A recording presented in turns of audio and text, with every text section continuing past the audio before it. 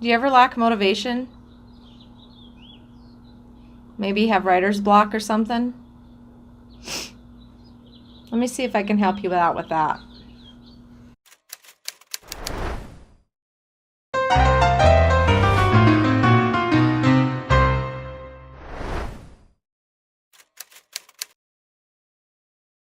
All right, so this week, there's a few things that are on my mind, and since nobody has written in to tell me, oh, Stacy, I'd like you to tell me about this, or Stacy, can you talk about this, or hey, I'm having struggle with this, can you let me know how to do this?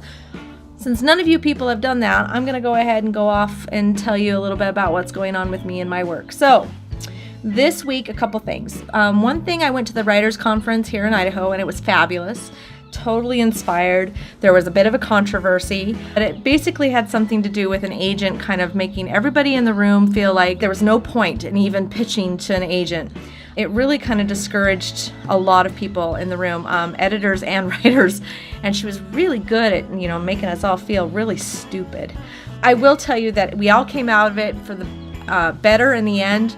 She was going out there and telling everybody that you're wasting money editing with an editor prior to seeing an agent. She was crazy. But I will tell you this.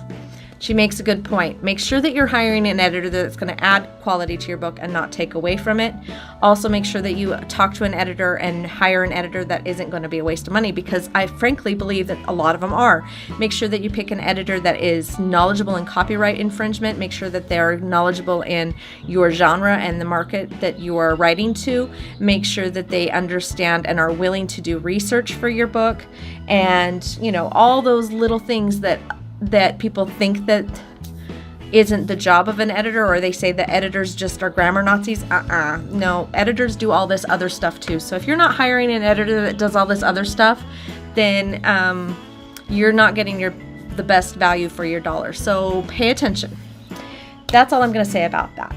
The second thing I wanted to talk about is my authors this week. I had 3 authors that contacted me, and all 3 of them were in a crisis of some kind. One had hit a writer's block wall, so to speak. The other one was lacking confidence, and then the other one wasn't sure which direction to go in his career. He had a fork in the road, and he was wondering if he should take one or the other fork. So here's what I did. The writer that had writer's block, I sat down with him, and actually after I kicked him in the rear a couple times on texting, you're a great writer, it's okay, keep going, you'll figure it out, take a break, do all those things that you need to push through those writer blocks. What eventually happened is he and I sat down and we had a nice discussion on my little conference table about what he could do to make his plot push through this series of books that he's working through. Sometimes you just need to bounce ideas off somebody else. Tell somebody about your story. If you've got writer's block and you're stumped, run your story by somebody and see if they've got some ideas. Join writers groups. Do what you need to do to bounce your ideas off people, create a network of people, whether it be beta readers or writers groups or your family or whatever. Talk to people, see if they've got any ideas of where your story should go, and might just make some neurons fire in your brain. So there's that bit of advice. There's no such thing as writer's block. So it's all just about pushing through and kind of getting your brain to work in a new way, or think about something else, or, take a break for a minute, but always come back to it.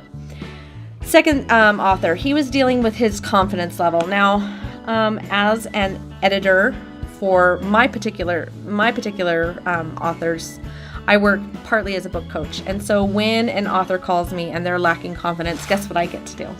I get to pick you up. I get to pat you on the back. I get to tell you how wonderful you are, and I get to tell you how genuinely important your story is. Each one of you out there that's writing, you have a perspective that's unique to you. Write it. Don't let anybody tell you different. Don't let anybody tell you that it's not good. If it sucks, go out and find somebody to help it make it shine and make it great and make it perfect.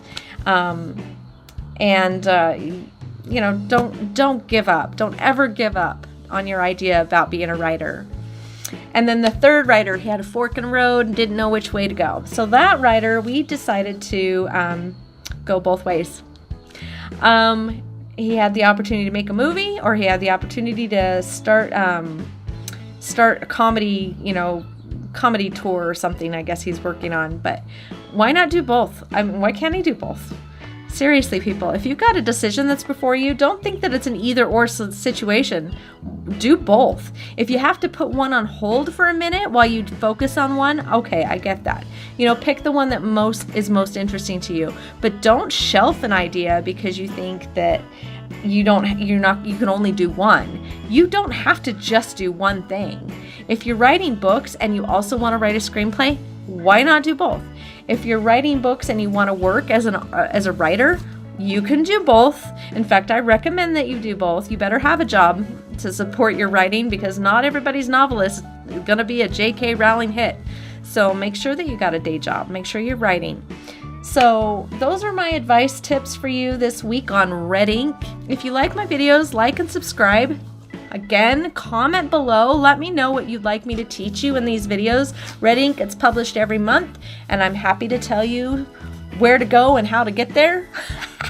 I'm happy to teach you about what you can do to become a better writer, or what you can do to be published, or what you can do to market to your audience. Whatever you need me to talk to you about, let me know. Put it down below. Email me. You can contact me at editsbystacy.com, or you can reach me on Facebook at /LoveYourEditor. And you can also find me on Instagram. I'm hip. I'm a hip old lady. Have a fabulous weekend. And I'm going to try to stay motivated.